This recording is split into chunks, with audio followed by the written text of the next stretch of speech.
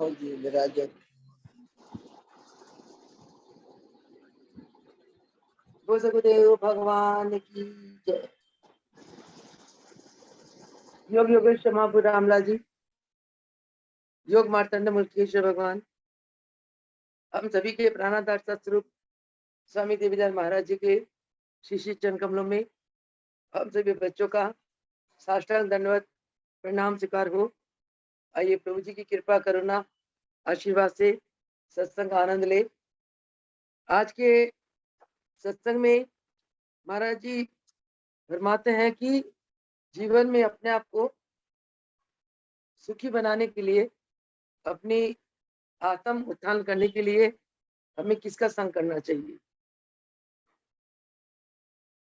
आप खुद बताएं, कुछ सोचे विचारें, जीवन में किसका संग करें जिससे हमारी आत्मा का उत्थान हो, आत्मा की ऊंचाई हो। महाराज जी अक्षर प्रवचन में फरमाते थे कि कुसंग का संग ना देवे विधाता, इससे अधिक नरक का वासा। संग लग तरिए कुसंग लग उड़िए। जब महाराज जी प्रवचन में ऐसे महान फरमान फरमाते थे, हमें समझ नहीं आती थी कि महाराज जी क्या फरमाना चाहते हैं।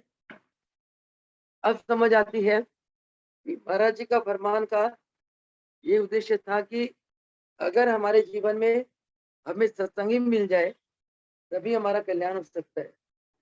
अगर हम कुसंग का संग करते हैं तो उसके कुकर्मों का प्रभाव, उसकी अज्ञानता का प्रभाव हमारे आत्मा में अवश्य पड़ता है और हम भी वैसे बनते चले जाते हैं। तो इसीलिए महाराज जी फरमाते हैं कि अगर हमने आत्मा का ध्यान करना है तो सतगुरु का संगति करनी चाहिए, क्योंकि सतगुरु स्वयं आत्म अवस्था के मालिक होते हैं। उनकी आत्मा हमेशा प्रकाश में रहती है, वो हमेशा आत्म आनंद में रहते हैं, आत्म ज्ञान में रहते हैं, आत्म शक्ति में रहते हैं। और सतगुरु आत्म शक्ति के द्वारा ही जीव का कल्याण करते हैं। इसीलिए सत्संग संगति किसका करना चाहिए? संगति सतगुरु का। वैसे तो सतगुरु के संग को ही सत्संग कहते हैं। इसके अलावा हमारे जी फरमाते हैं कि जो भगवान के प्रेमी होते हैं उनका जो हम लोग संग करते हैं वो भी सत्संग होता है, उसका भी हमसे हमारा कल्याण होता है। और जो हम लोग स्वाध्याय करते हैं, एकांत में बैठ कर पुस्तकें पढ़ते हैं और हमें बड़ी अच्छी अच्छी बातों की प्रेरणा मिलती है, हमारे विचार शुद्ध होते हैं, आत्मा ऊंचाई की तरफ जाती है। स्वाध्याय जो है वो भी एक सत्संग है, वो भी आत्म उत्थान का एक साधन है। इसके अलावा गुरु के अपनी आत्मा के साथ संग करते हैं, वो सबसे ही महान संग है। एकांत में आप जब ध्यान में बैठते हैं तो आप अपनी आत्मा के साथ, आपकी चित्त आपकी आत्मा में स्थित हो जाती है और आप अपनी आत्मा के साथ आत्मा का संग करते हैं। आत्मा का संग तो बहुत ही उच्च कोटि का संग है, क्योंकि आत्मा निर्लेप है, आत्मा परमात्मा का अंश है, आत्मा प्रकाशमय है, आत्मा ज्ञानमय है, आत्मा आनंद स्वरूप है, आत्मा आनंद का स्रोत है, सुख का सागर है आत्मा। इसलिए आपकी चित्त जब आत्मा में स्थित हो जाती है तो आपकी चित्त को ये सारा कुछ मिलता है। ये इस प्रकार के आत्मा का कल्याण बहुत आसानी से कैसे होता है? जब हम गुरु का संगत करते हैं, गुरु के साथ संगति करते हैं, गुरु का संग करते हैं। गुरु का संग का मतलब क्या है? गुरु चरणों में बैठना, गुरु चरणों की सेवा करना, गुरु की याद में रहना, गुरु के कार्यों को करना, गुरु की महिमाओं को बार बार अपने अंतरात्मा में उसका मनन करना, चिंतन करना और गुरु के साथ बीते हुए अलौकिक घटनाएं हैं उनको याद करना, इसी को गुरु की संगति कहते हैं। इसी से आत्मा का उत्थान होता है। आज के प्रवचन में महाराज जी, आज का प्रवचन महाराज जी जड़ से स्टार्ट कर रहे हैं। आधार, जो गुरु की संगति से आत्म उत्थान, इस बात का जो आधार है, आधार क्या है? महाराज जी फरमाते हैं कि संसार में सुख और दुख दो चीजें हैं। हर एक इंसान के जीवन में या सुख आएगा या दुख आएगा। हमेशा से ये सुख दुख चलता रहा है। एक है ना, संसार एक नदियां है, सुख दुख दोनों किनारे हैं। छोड़ू मैं किसको प्रभु, दोनों ही तुम्हारे हैं। संसार की नदियां में जो सुख है वही प्रभु का है, दुख है वही प्रभु का है। तो हम संसार में ना सुख छोड़ सकते हैं और ना दुख छोड़ सकते हैं। ये संसार एक बहुत व्यापक है और हम इस संसार में आए हैं अपने कर्म फलों को भोगने के लिए। हमें कुछ नहीं पता हम कहाँ से आए हैं, इसलिए आए हैं और हमने कहाँ को जाना है। कुदरत का एक नियम है कि ये बार बार जन्म लेता है और बार बार मृत्यु को प्राप्त होता है। यानी कि पुनरपि जन्मम पुनरपि मरणम, सदैव काल से जीव का इस मृत्यु लोक में आना जाना बना हुआ है। परंतु संसार में आकर परमात्मा हमने ये देखना है कि हम राम बने या रावण बने। क्योंकि राम भी राजा रहे, रावण भी राजा रहे, राम भी प्रजापालक रहे, रावण भी प्रजापालक रहे। दोनों में शक्तियां, ऐश्वर्य, गुण अथाह थे। और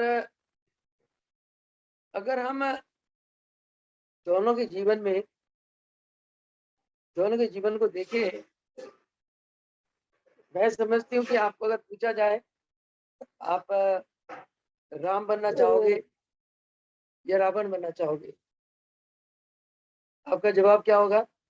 कि हम तो राम बनना चाहते हैं। क्यों? रावण क्यों नहीं?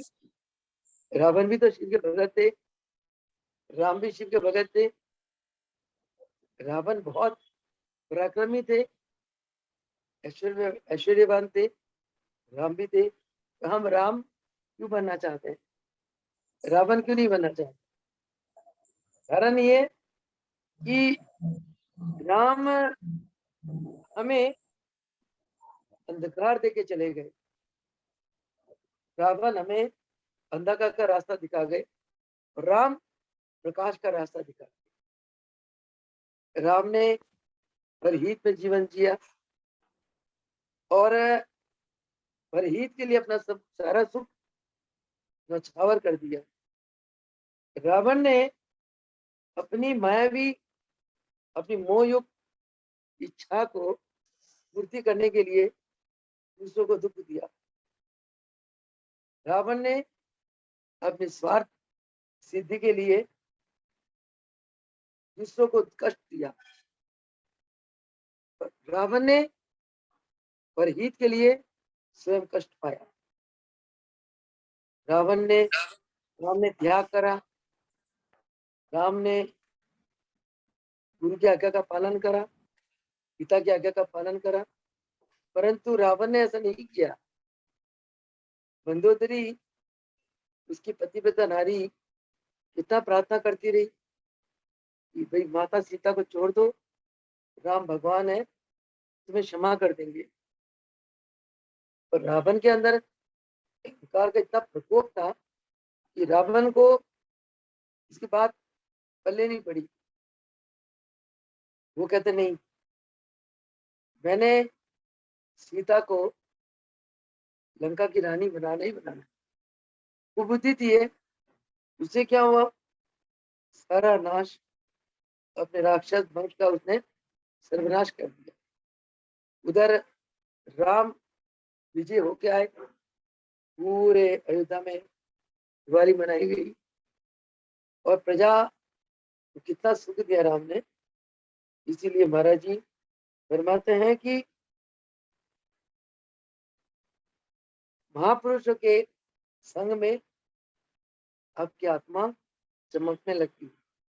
संसार की बात को दृष्टि पर, संसारी बात के ऊपर दृष्टि डालो। कहते हैं कि पारस के पास अगर लोहा रख दो, पारस उसको लोहे को सोना बना देता है। उसी प्रकार गुरु के शरण में आने वाले भक्तों को गुरु अपनी आध्यात्मिक शक्ति से, ज्ञान से उनके जीवन को प्रकाशमय बना देते हैं,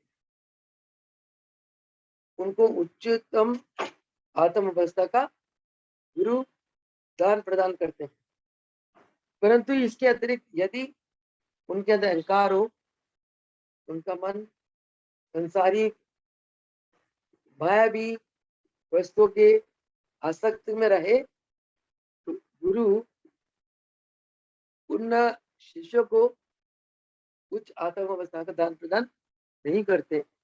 जैसे पारस के पास लोहा रखा है, हमें पता है कि पारस लोहे को सोना बना देता है, परंतु अगर वहां लकड़ी का टुकड़ा पड़ा हो तो उन पारस के पास रहते हुए भी लोहा सोना में नहीं बदलता, क्योंकि लकड़ी का टुकड़ा पड़ा है।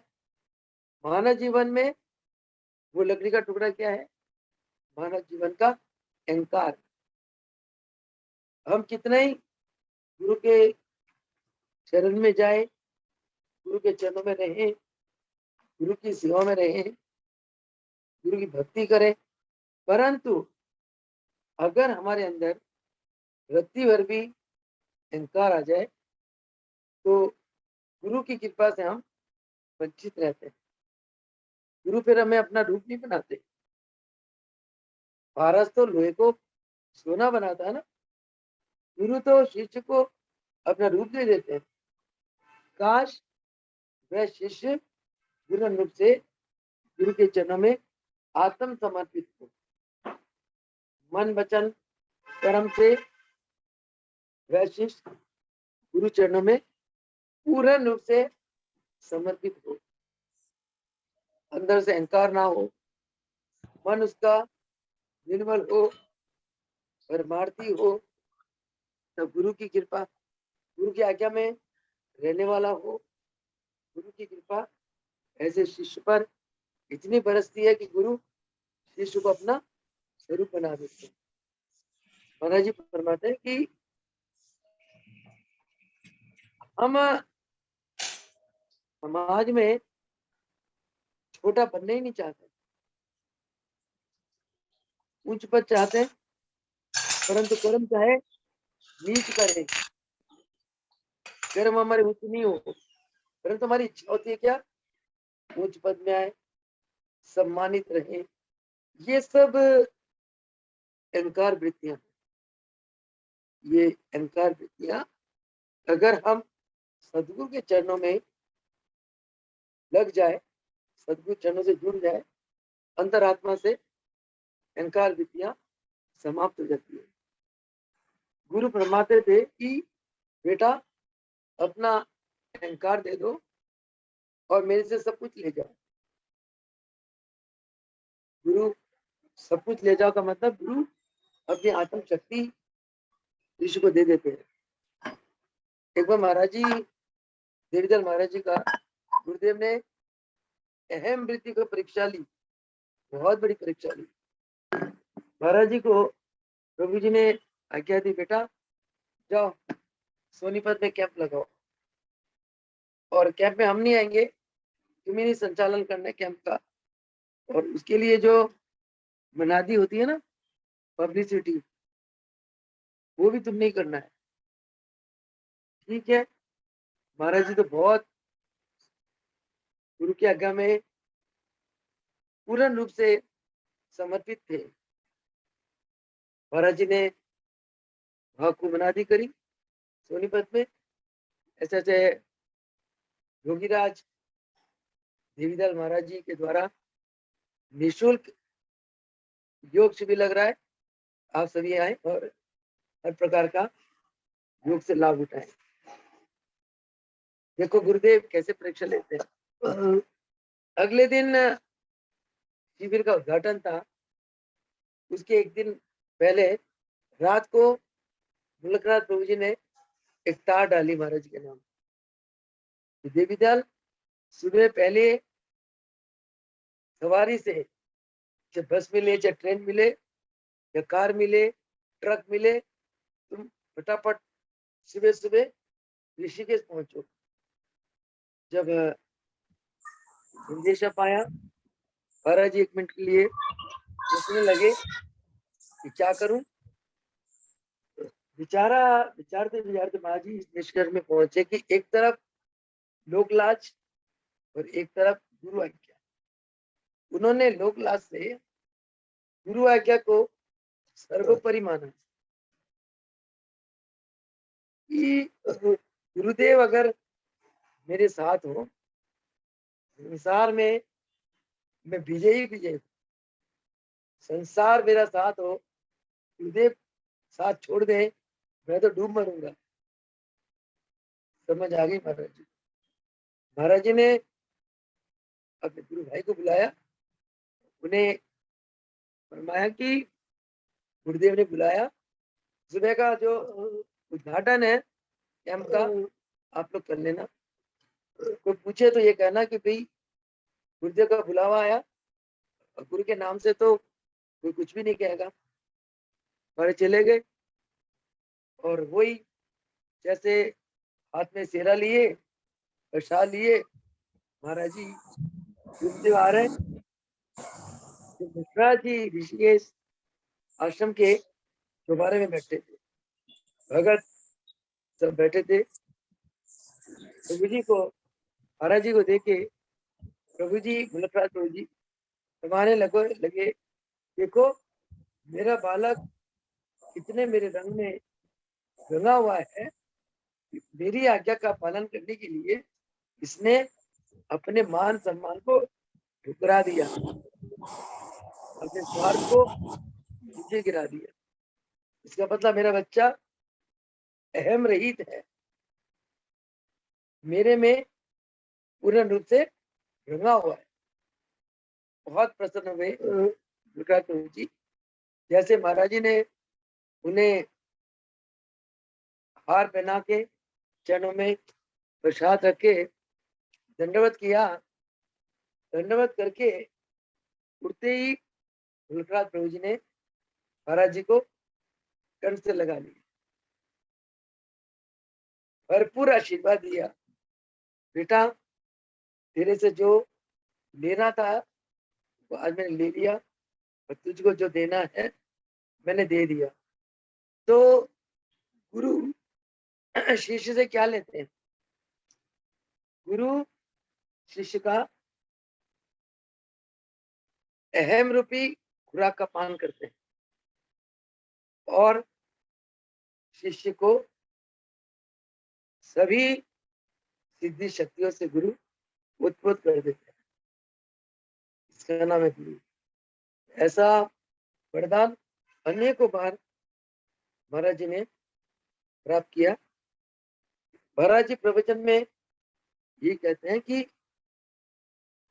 एक शिष्य के अंदर इस प्रकार की दिव्यता कब आती है?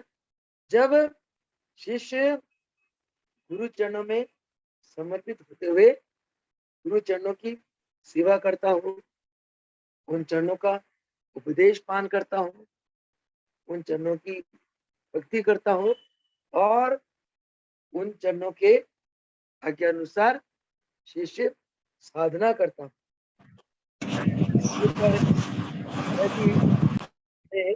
संत तुलसीदास की एक कथनी फरमाया, एक घड़ी आधी घड़ी, आधी से पुनियाद, तुलसी संगत साधकी हरे कोटि अपराध। एक घड़ी साधु के संगत में, एक घड़ी आ जाओ, नहीं आ सको आधी घड़ी, उतना भी नहीं आ सको, उसे भी आधी, आधी से बुनियाद। तुलसी संगत साधकी, ऐसे महापुरुष के संग में हमारे कोटि अपराध माफ हो जाते हैं। तभी कहते हैं संतों का वास, संतों के चरण बहुत ही कल्याणकारी है। यही कारण है कि भगत महाराज जी के चरण अपने घरों में डलवाते थे, अपने घरों में सत्संग करवाते थे, महाराज जाते थे। यारों भक्तों के घर महाराज जी ने इस शरीर को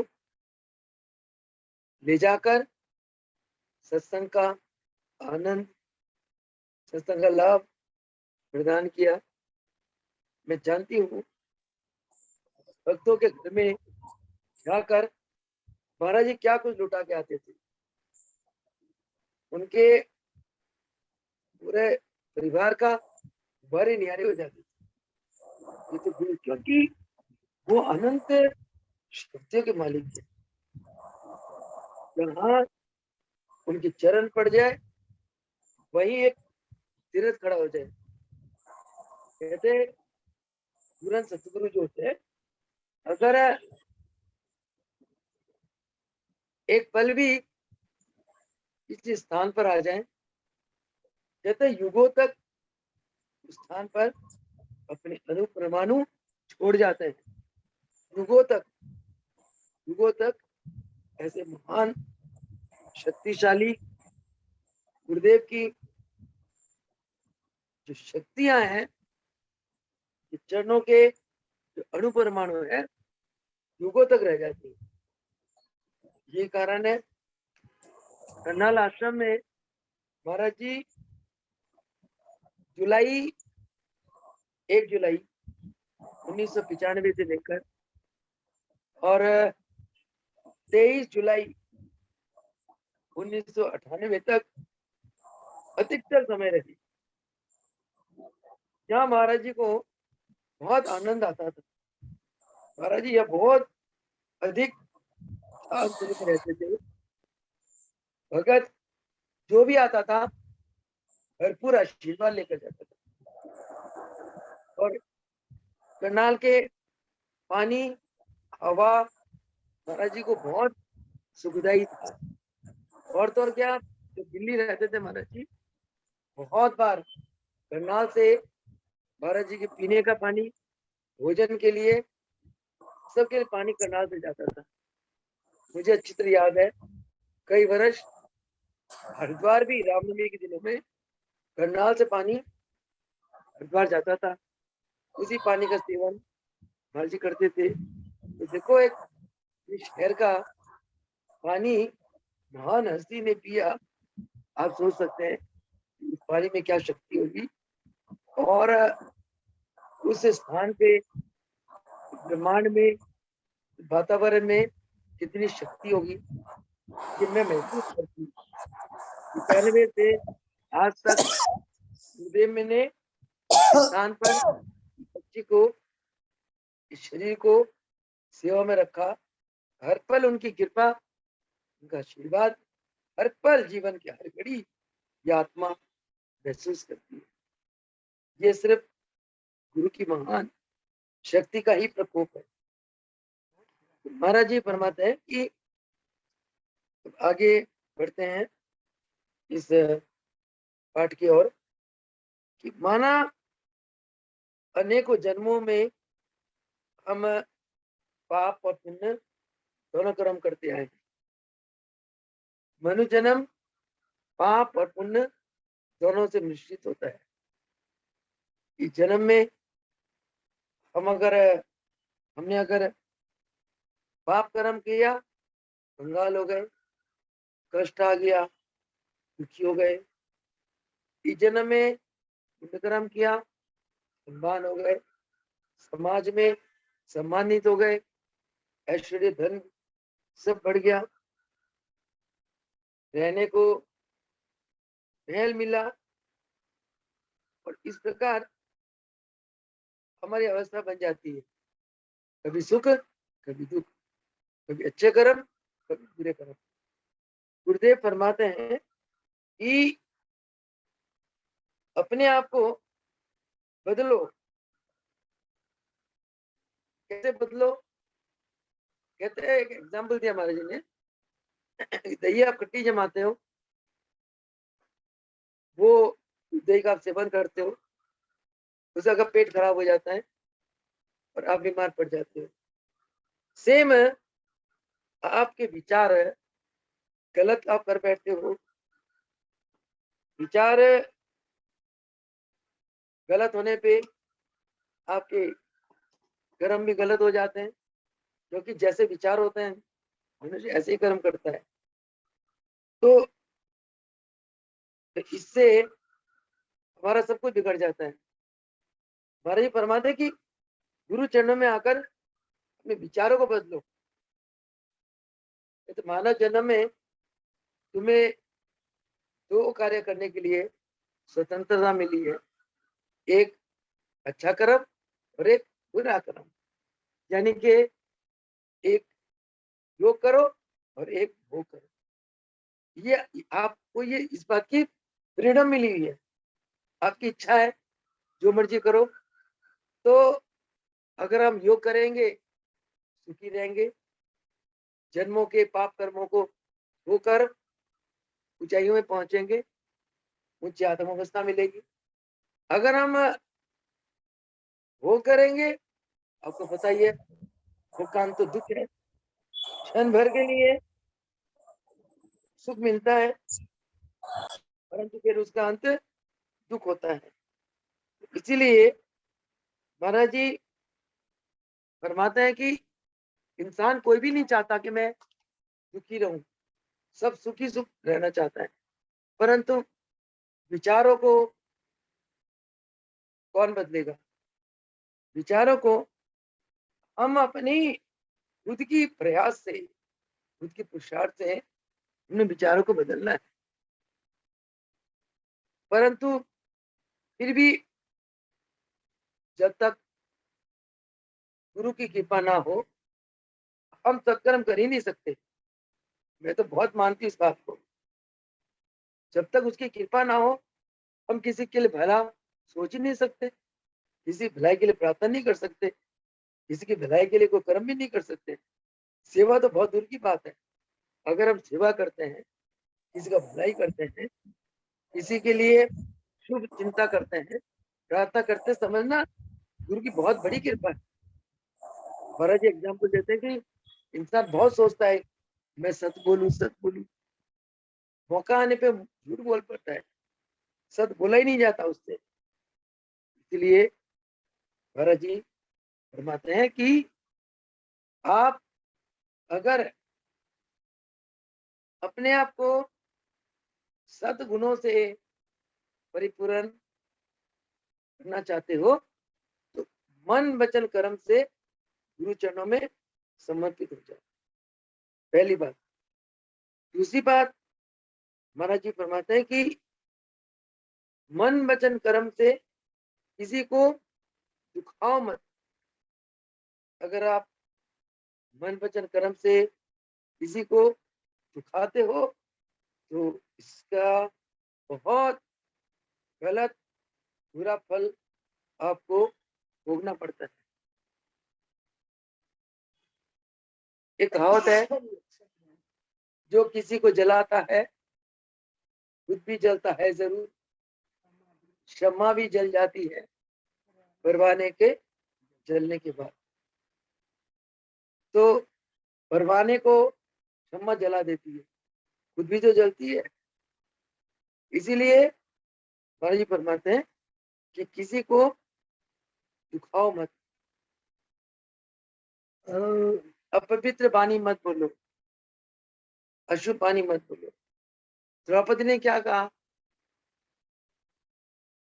दुर्योधन को देखकर, जब दुर्योधन जाने लगा तो वो फर्श ऐसा था, लगता था कि भाई पानी का तालाब होगा, परंतु तो तालाब नहीं था, वो